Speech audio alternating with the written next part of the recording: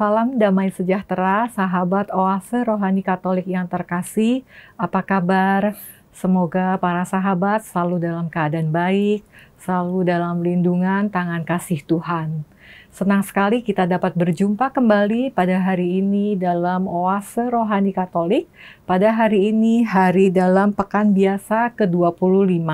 Bersama saya, Giovanna Sagita, dan Romo yang menjadi narasumber kita hari ini, Romo Stefanus Ruswan Budi Sunario MSF.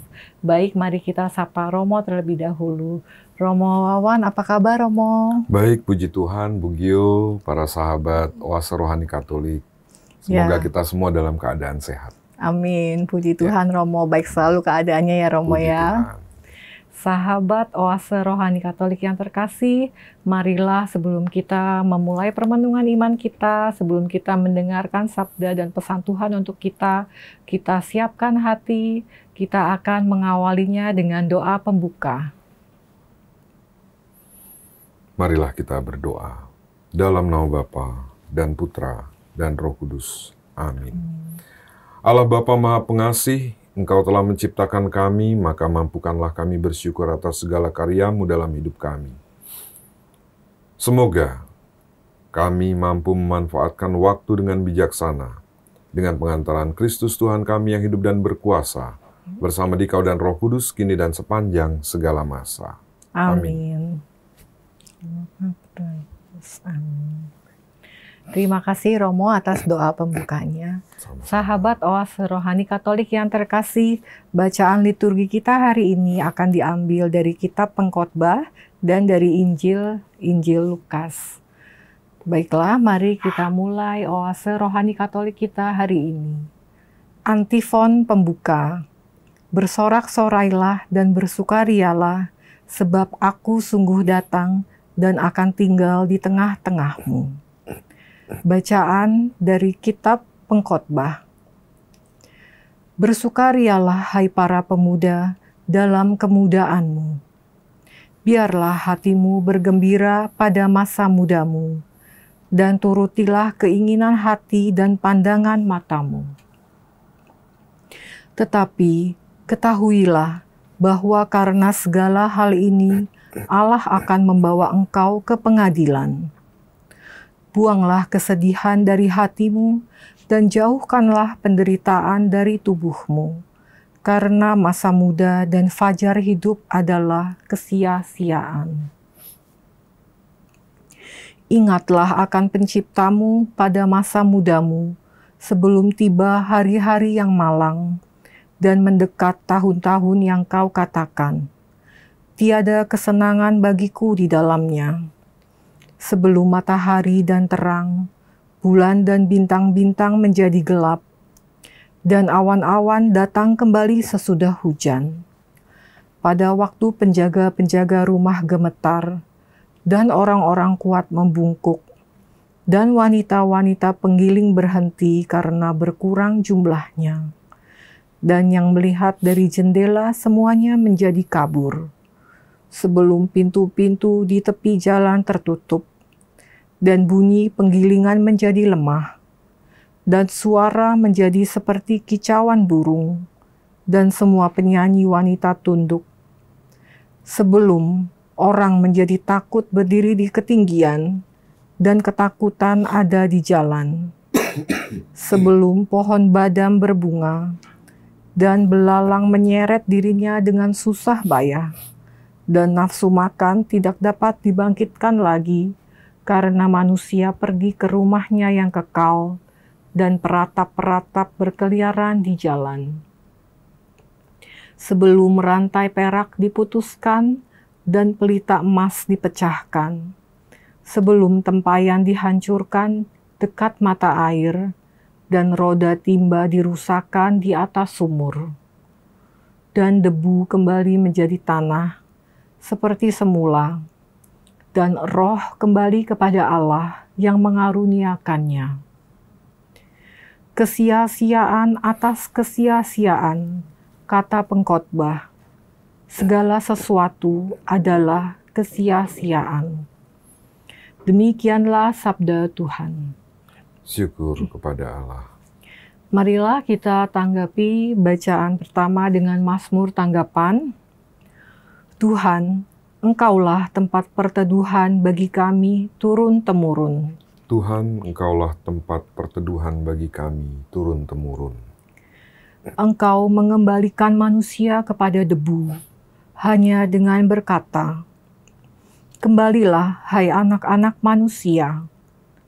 Sebab di matamu 1000 tahun sama seperti hari kemarin, atau seperti satu giliran jaga di waktu malam. Tuhan, Engkaulah tempat perteduhan bagi kami turun-temurun. Engkau menghanyutkan manusia seperti orang mimpi, seperti rumput yang bertumbuh. Di waktu pagi tumbuh dan berkembang, di waktu petang sudah lisut dan layu. Tuhan, Engkaulah tempat perteduhan bagi kami turun-temurun.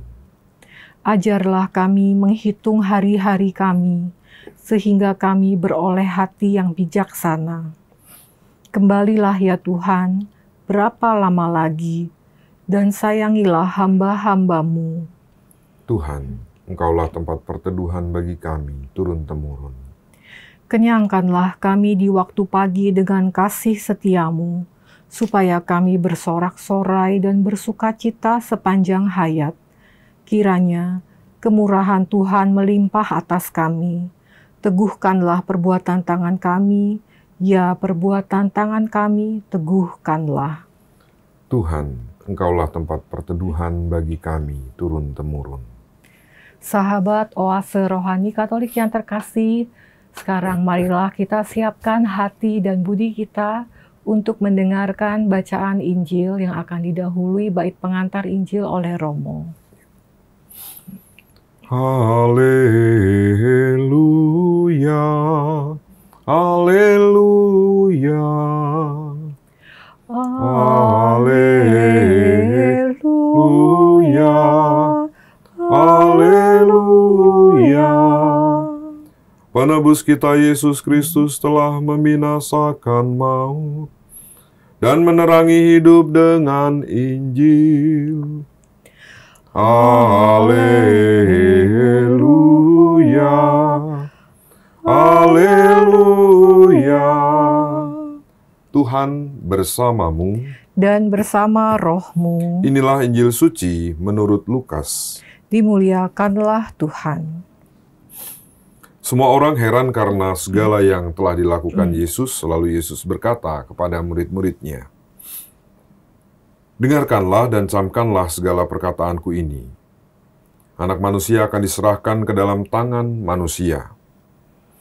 Mereka tidak mengerti perkataan itu, sebab artinya tersembunyi bagi mereka, sehingga mereka tidak dapat memahaminya, dan mereka tidak berani menanyakan arti perkataan itu kepada Yesus. Demikianlah sabda Tuhan. Terpujilah Kristus. Baiklah Romo dan juga sahabat Oase Rohani Katolik yang terkasih, kita sudah mendengarkan bacaan liturgi kita hari ini. Nah Romo, dari bacaan liturgi hari ini ada inspirasi iman apa Romo yang dapat dibagikan? Ya, saya mau memberikan sedikit renungan Bu Gio. Jadi, saudara-saudariku dan sahabat-sahabat Oase Rohani Katolik, kalau kita melihat dunia di sekitar kita saat ini semuanya berlalu begitu cepat. Iya. Apalagi di Jakarta ini ya. Sat itu menjadi satu keutamaan. Bahkan kita mengusahakan sesuatu dengan cepat itu, dengan saat ini sudah ada fasilitas yang sangat memungkinkan untuk itu. Kalau zaman dahulu tidak tahu satu kata aja harus ke perpustakaan, sekarang tinggal ketik di Google, sudah ada. Iya, Romo. Jalan tol, itu mempercepat kita mau kemana-mana, ya walaupun ada macet juga. Artinya, dunia ini sekarang berjalan dengan cepat. Termasuk apa yang kita inginkan bisa kita dapatkan dengan cepat. Nah, ini membawa kita pada hal yang positif sekali banyak, tetapi kita juga harus hati-hati bahwa situasi ini bisa membawa kita pada sikap tidak menghargai dan menghayati proses. Sehingga taunya ada, taunya cepat. Dan ketahanan kita untuk menjalani proses itu lama-kelamaan kalau kita tidak waspada maka akan menjadi luntur. Ya. Cenderung tidak sabaran, maunya instan ya Romo. Maunya instan. Nah, sama apa yang dialami oleh para murid pada saat itu. Dikatakan dalam Injil tadi, ya, semua orang heran karena segala yang dilakukan oleh Yesus, heran dan kagum. Yesus pun wanti-wanti, Yesus pun menyampaikan, yang kamu lihat itu tanda. Yang harusnya kamu pahami adalah yang ditandakan. Mukjizat, segala macam, karya-karya keselamatan yang besar, orang sakit disembuhkan, orang mati dibangkitkan, dan lain sebagainya yang Yesus buat itu mengagumkan buat orang-orang. Tapi Yesus mengatakan, anak manusia akan diserahkan pada manusia. Dan mereka nggak mengerti. Mereka nggak mengerti. Karena mereka taunya Yesus yang melakukan mukjizat. Mereka sedang dalam keadaan kagum pada karya-karya Yesus. Tapi rencana keselamatan Allah tidak seinstan itu juga. Yesus mau menyampaikan bahwa itu yang dia lakukan, yang beliau lakukan, yang Yesus lakukan, itu tanda. Ada yang ditandakan, yaitu rencana karya keselamatan Allah yang besar, yang bukan hanya terjadi pada saat itu saja, tapi sepanjang segala masa. Untuk keselamatan semuanya. Dan caranya bukan cara yang instan, tapi strategis. Ya. Bukan pengen ini lalu buat ini, tetapi Tuhan dengan rencana keselamatan ada strategi-strateginya. Salah satunya adalah ada prosesnya, ada strategi yang paling jelas bisa kita lihat. Allah selalu menggunakan kelemahan untuk menampakkan, untuk menunjukkan kemuliaannya. Jelas dalam diri Yesus, anak manusia, Sang Mesias diserahkan kepada manusia. Untuk apa? Untuk disalib. Untuk apa? Untuk menderita. Lalu ujungnya apa? Ujungnya adalah keselamatan seluruh dunia.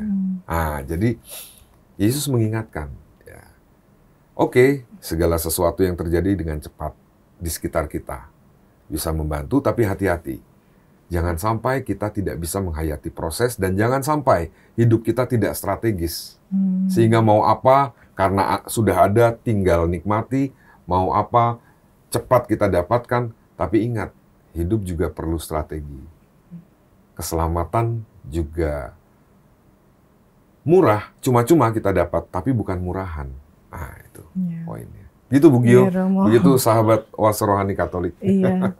Tapi kalau dari bacaan Injil ini, pada saat itu mungkin murid-murid tidak memahami ya Romo apa sih yang disampaikan oleh Tuhan Yesus. Waktu itu dikatakan mereka tidak berani menanyakan tidak berani menanyakannya juga. Iya. Tapi positifnya adalah, oke deh, saya ikuti dulu prosesnya. Para murid tetap berada dalam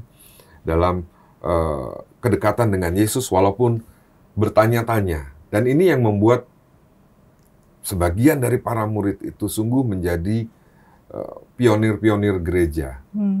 Karena walaupun nggak tahu, kan ada udah nggak tahu, lepeh aja kalau dalam bahasa Jawa itu apa sih istilahnya? Udahlah, nggak ngerti, tinggal aja, skip aja. Ya kan? Tapi enggak, mereka memang nggak berani bertanya, tapi masih mengikuti, masih sama. Waktu kita belajar tahap 1, tahap 2, itu kan kadang-kadang masih bingung, tapi lama-lama nanti, ada pencerahan di titik tertentu. Para murid juga mengalami ini. Dan Yesus juga memang wanti-wanti jangan lihat hasilnya aja yang ini, tapi ada proses yang harus kita jalani, termasuk saya jalani, kata Yesus. Anak manusia sekali lagi diserahkan kepada manusia. Itu Bu Gio. Iya Romo. Waduh, ini butuh waktu, butuh proses ya Romo ya. Seperti mungkin kadang kita juga mengalami kebingungan atau rasa takut untuk mendekati atau bertanya pada Tuhan gitu. Itu bagaimana Romo agar kita bisa lebih terbuka dalam mencari pengertian dan hikmat dari Tuhan, Romo? Jadi gini, orang miskin sukses banyak. Miskin sukses. Orang miskin yang sukses itu banyak.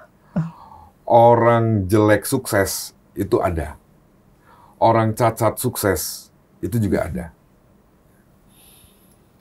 Orang bodoh yang sukses itu juga ada. Yang nggak ada itu orang yang nggak tekun sukses. Ya. Maka kita bicara tentang proses.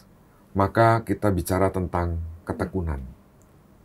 Sukses bukan hanya soal sukses dunia, tetapi sukses dalam hal rohani itu juga butuh ketekunan. Ya. Jangan sampai ada kesulitan atau ketidakpahaman ditinggal. Ada ketakutan, kecemasan ditinggal.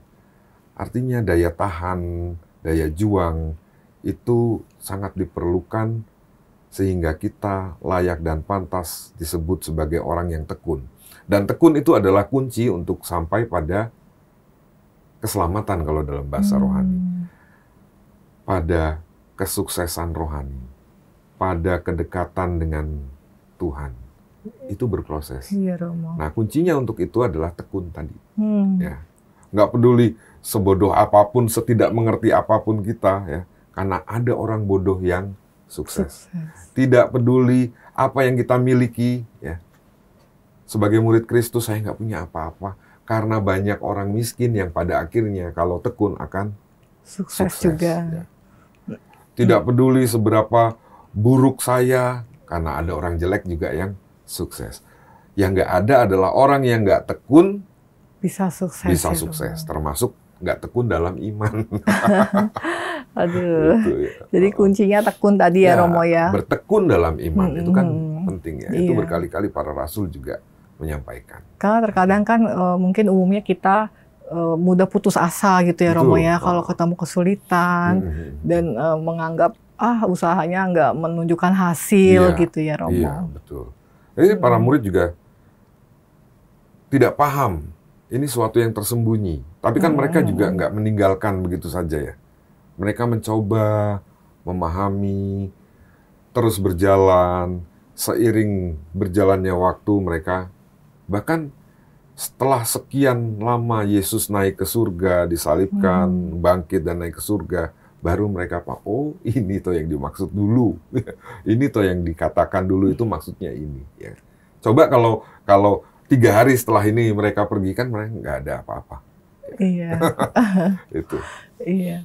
Lalu bagaimana sih Romo sebaiknya kita merespon kalau misalkan ternyata rencana Tuhan itu nampaknya berbeda dengan harapan kita, Romo? Ya.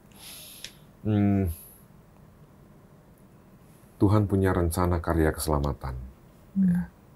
Dan Tuhan punya cara kerjanya sendiri. Persoalannya adalah seringkali kita maksa Tuhan bekerja dengan cara kita. Oke, keselamatan. Kita pengen selamat. Kita berdoa untuk keselamatan.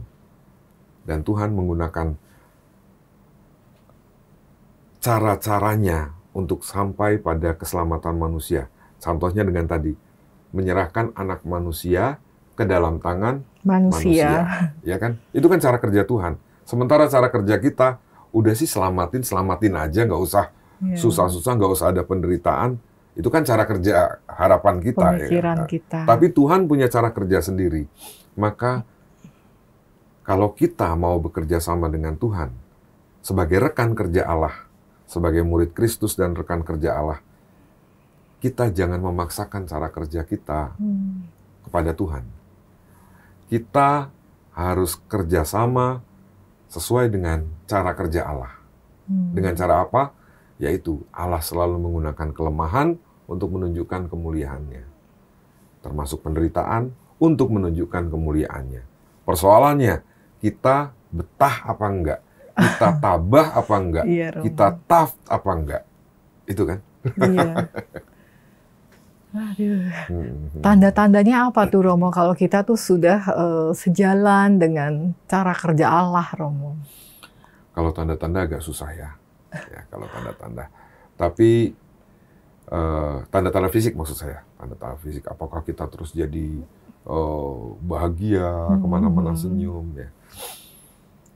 Salah satu contohnya adalah ya, saat Bunda Maria mengatakan, terjadilah padaku seturut dengan kehendakmu.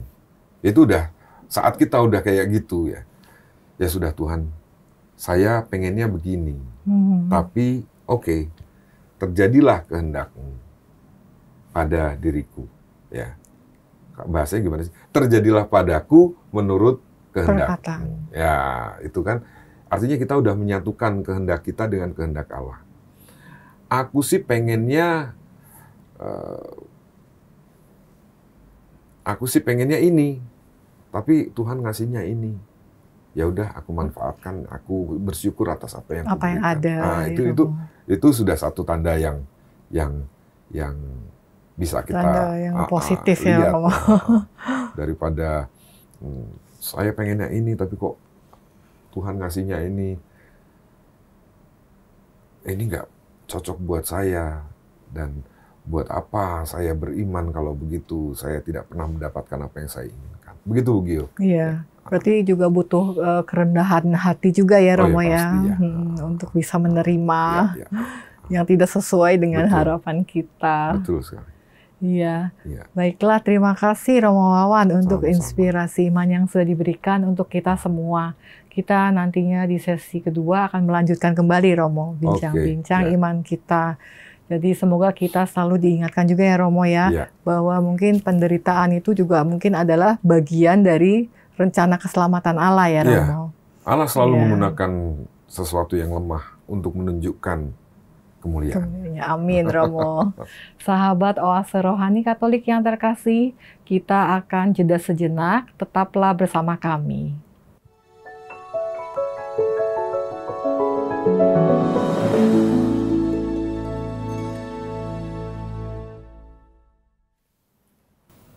Sahabat Oase Rohani Katolik yang terkasih, marilah kita lanjutkan permenungan iman kita pada sesi kedua.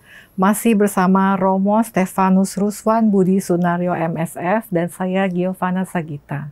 Sebelum kita melanjutkan dialog iman kita, kembali kami menyampaikan informasi kepada para sahabat yang mungkin ingin mengirimkan saran, masukan, maupun sharing iman, dapat dikirimkan ke alamat email orkaj2021@gmail.com ataupun ke nomor WhatsApp kami di 0881 0251 334438. Baiklah, Romo Wawan, setelah tadi di sesi pertama kita sudah mendengarkan inspirasi iman dari Romo, melanjutkan, Romo, inspirasi iman dari bacaan liturgi kita. Ada apa lagi, Romo, yang dapat disampaikan? Dalam bacaan pertama tadi ya, dari kitab Khotbah, ada nuansa pesimis ya, sia-sia. Kesia-siaan berkali-kali ya, Romo. Berkali-kali itu ngomong sia-sia. Kalau ini sabda Tuhan, apakah Tuhan mengajarkan kepada kita sia-sia? Kan pertanyaannya gitu.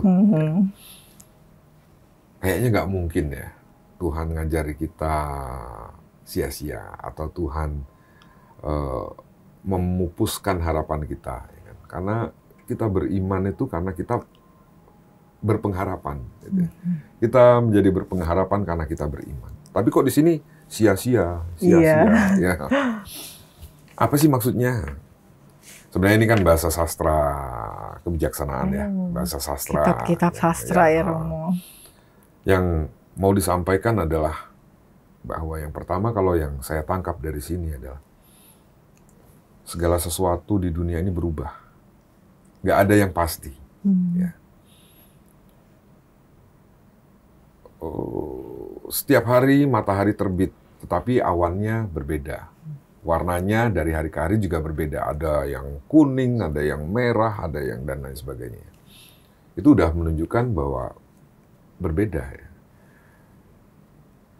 Seseorang yang setiap hari bertemu, ya, dia bertemu dengan orang yang berbeda juga, tidak sama hari ini dengan hari kemarin. Entah kondisi moodnya, entah ya kan, itu kan juga berbeda. Artinya nggak ada sesuatu yang tetap sama ya, Romo. Nggak ada sesuatu yang tetap. Maka ada kalanya kita di atas, ada kalanya kita sehat, ada kalanya kita ada kalanya kita sedang mulia, jangan melihat bahwa itu pun satu ketetapan, bahwa itu sesuatu yang selamanya abadi. itu, Ya. Romo. Kita harus mengingat juga ya, ini katakan bersukarialah hai pemuda dalam kemudaanmu, ya, muda semangat dan lain sebagainya.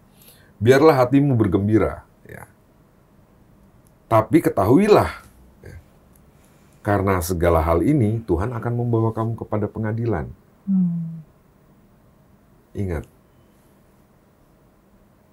waktu kita muda, waktu kita sehat, ya, jangan habiskan itu hanya untuk sesuatu yang sia-sia. Karena kalau hanya untuk itu, maka sia-sialah. Ya. Sia-sia itu maksudnya apa? Kesenangan duniawi aja, ya, Romo? hanya untuk sesuatu yang ya senang-senang aja, hedon saja kalau kata orang zaman sekarang, ya. Hedon aja, tanpa tujuan. Ya. Karena kalau begitu ya akan sia-sia. Yang kamu pegang itu kalau setiap saat berubah, yang kita pegang, kalau setiap saat yang kita pegang itu yang tidak tetap, yang tidak kuat, yang goyang-goyang, ya kan bukan sesuatu yang layak untuk dipegang. Yang kita pegang adalah keabadian. Itu. Ini yang dimaksud dengan sia-sia tadi itu ya. Kita akan menjadi sia-sia kalau kita hanya mengandalkan kehidupan yang serba berubah dan penuh ketidakpastian ini. Itu. Begitu, Bu Gio. Iya, Romo. Kemudian tadi kan di pengkhotbah itu ada dijelaskan tentang masa muda gitu ya, Romo ya. Ya. Tapi kan setiap hari berganti, kita juga kan pasti usia bertambah gitu ya, Romo ya. Itu bagaimana, Romo, kita memandangnya ketika hari-hari hidup kita itu sudah semakin tua? Kita anggapnya sebagai anugerah atau sesuatu yang menyulitkan kita, Romo? Iya. Kita selalu melihat bahwa muda lebih oke, tua lebih tidak oke gitu ya. Padahal tidak ada orang yang bisa menghindari ketuaan. Ya. Walaupun dia operasi plastik atau walaupun dia pasang Romo, facelift. Tetap ketuaan tidak bisa dihindari ya. Usia terus bertambah. Tetapi yang paling penting adalah bagaimana kita mengisi hari-hari kita, bahkan sampai tua, itu dengan sesuatu yang tidak sia-sia, itu aja. Dengan sesuatu yang berharga, dengan sesuatu yang membuat hidup kita menjadi lebih bernilai. Ya. Kalau kita lewat dari hari ke hari mengalir begitu aja, tanpa arah, tanpa tujuan, akan menjadi sia-sia. Tapi waktu kita muda, kita punya tujuan. Waktu kita tua, kita tetap punya tujuan. Enggak, udahlah buat apa orang tua ini, ya ngapain sih? Nggak usah lagi lah. Sehingga ya udah tinggal menunggu kematian, itu semakin sia-sia. Tapi intinya bahwa hidup ini terus berjalan, tetapi jalannya supaya tidak sia-sia, tidak menghabiskan tenaga, tidak menghabiskan waktu. Ada purpose, ada tujuan. Ada arah yang dituju. Sehingga hidup kita nggak menguap seperti bensin di tempat yang tidak tertutup, tetapi sungguh berguna. Begitu. Masa muda, oke, penuh semangat, manfaatkanlah itu dengan baik. Kalau kita sudah menjadi tua, ada pengalaman-pengalaman di masa muda yang membuat kita menjadi bijaksana. Itu. Iya, Romo. Dengan penjelasan Romo, saya jadi teringat seperti yang di Mazmur tanggapan ini, Romo, yang ayat 3, ajarlah kami menghitung hari-hari kami, sehingga kami beroleh hati yang bijaksana. Berarti untuk menentukan tujuannya, apa itu harus diri kita sendiri ya, Romo? Dari kecil itu kita udah ditanya loh, kamu kalau besar mau jadi apa? Ya kan? Itu kan maksudnya supaya hidupmu itu punya tujuan. Ada tujuan. Ya, cita-citamu gantungkanlah setinggi langit. Itu kan supaya hidup kita itu punya tujuan, nggak cuma sia-sia. Kalau orang sampai usia sekian, sampai nggak tahu, nanti mau kuliah di mana, nggak tahu lah. Terus mau jadi apa, nggak tahu. Mau kerja apa, nggak tahu. Itu kan, ya, sayang banget. Iya, Romo. Sia-sia banget hidupnya. Tapi kalau ada tujuan jangka panjang, ada tujuan jangka menengah, ada tujuan jangka pendek ya. Jangka pendek, aku harus lulus ujian. Jangka menengah, nanti aku harus sekolah di sini. Jangka panjang, aku mau menjadi seorang ini. Itu kan ya, gitu. Bukan hanya untuk anak kecil, bukan hanya untuk anak muda. Orang tua pun di titik manapun iya, usia sehingga kita, Romo. menghitung hari-hari itu bukan hanya menghitung lalu nunggu kapan matinya ini saya.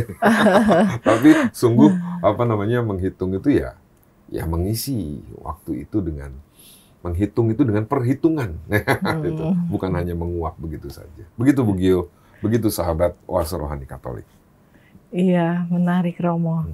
Jadi penting juga Romo ya untuk kita memiliki tujuan ya Romo ya.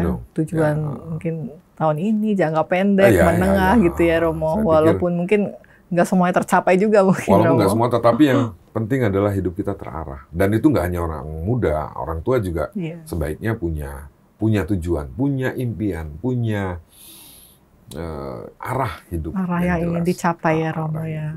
Walaupun mungkin bukan lebih ke harta benda atau keinginan-keinginan, tapi mungkin aku harus sudah lebih menep itu apa ya? Lebih tenang di tahun depan misalnya. Aku harus bisa mendampingi cucuku misalnya. Itu kan udah tujuan ya. Kalau sekarang saya gampang marah, mungkin tahun depan saya harus sabar. Itu kan juga tujuan. Lebih sabar lagi. Mungkin kalau waktu muda, besok saya harus punya rumah ukuran sekian-sekian. Saya harus punya mobil. Tapi kalau sudah tua, mungkin juga harus punya tujuan.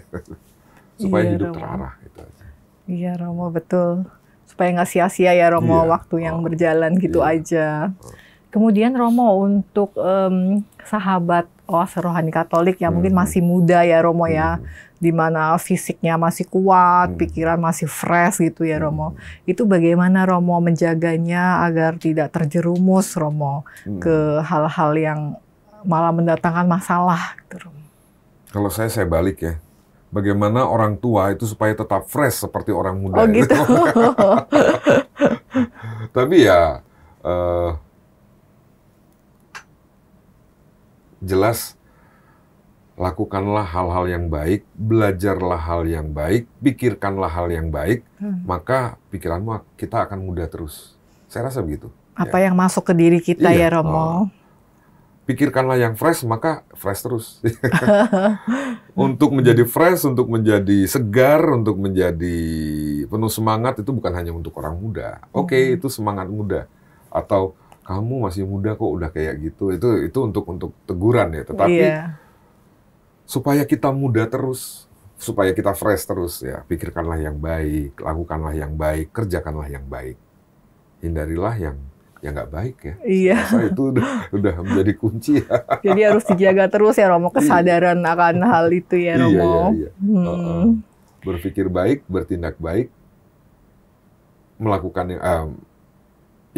yang baik dan berkata yang baik, itu mungkin udah membuat kita muda ya. Iya. Lalu mungkin semakin berumur lebih mengarahkan untuk ketujuan yang kekal ya Romo ya. Belajar yang baik juga. Belajar sesuatu yang baik. Iya. Untuk menjadi aset diri di kemudian. Iya, betul Romo. Iya, baiklah Romo Wawan, terima kasih untuk semua yang sudah diberikan di sesi pertama dan kedua. Apakah boleh diberikan lagi Romo poin-poin kesimpulan permenungan iman kita hari ini? Allah memberikan kepada kita keselamatan dengan cuma-cuma. Tapi bukan berarti keselamatan itu murahan.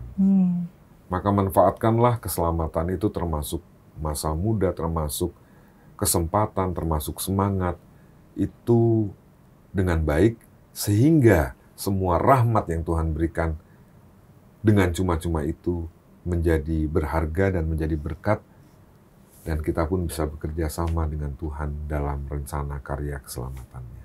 Amin. Terima kasih, semoga yang disampaikan oleh Romo Wawan menjadi penguatan dan berkat untuk kita semua.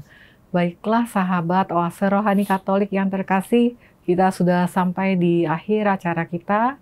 Kita akan menutup Oase Rohani Katolik kita dengan doa penutup dan mohon berkat dari Romo. Marilah kita berdoa. Allah Bapa Maha Penyayang, Kau telah memperbarui hidup kami melalui santapan sabda dan ekaristi ini. Berilah kami kesetiaan untuk mengikuti putra-Mu yang menderita sengsara, agar kami boleh masuk dalam kepenuhan kemuliaan-Mu, sebab Dialah Tuhan dan Penyelamat kami. Amin. Tuhan bersamamu. dan bersama roh-Mu. Allah Bapa yang Maha Kasih memberkati dan melindungi kita semua dalam nama Bapa dan Putra dan Roh Kudus. Amin. Terima kasih, Terima Bio. kasih, Romo. Terima kasih sahabat Oase Rohani Katolik. Terima kasih sahabat Oase Rohani Katolik untuk kebersamaan kita hari ini. Kita akan jumpa kembali di kesempatan baik lainnya. Kami ucapkan selamat melanjutkan aktivitas para sahabat. Tuhan Yesus memberkati. Salam. Salam.